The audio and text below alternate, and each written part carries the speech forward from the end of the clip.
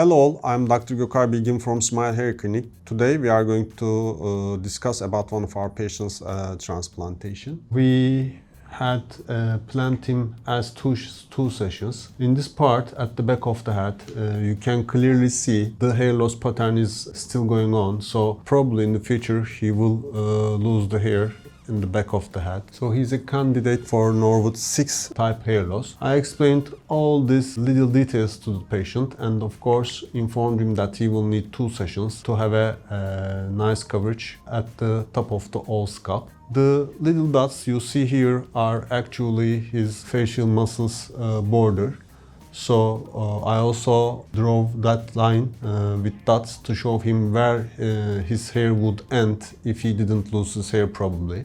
We were able to extract 4,400 grafts from this patient. So my priority would be front, of course, because you look from the front and others see you from the front. So I distributed most of the grafts in the frontal zone and skipped the middle zone since he had a little bit hair there. You can see his hair before 11th day because if it was 11th day, he would get rid of scabs since we want our patients to remove the scabs after 11th day. I want to show you here, you can see his donor zone is not looking its best. So I always tell our patients that you need to wait for your donor zone to be healed in 3 months. Before 3 months, it may look sparse, it may look like over-harvested, it may look like not really dense, but it will look much better after 3 months. So here it looks like some parts are missing and maybe it gets over harvested. So people may be a little bit frustrated at this time period. This is probably 1 month, around 1 month-ish time. So you see he lost all the transplanted hair and he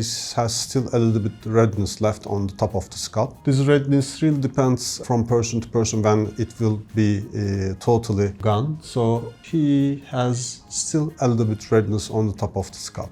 And again, you can see that donor zone looks really sparse. So probably he was not really happy at this time. So this is 3 months. His hair started to grow a little bit, but still the growing hair is his natural hair. The ones that we transplanted are still not there yet. And as you can see, donor zone looks really nice in the 6 months. It healed pretty well after the first month. And the ones we transplanted finally started to grow, but they are not in their full density, of course. And this is the 9 months result.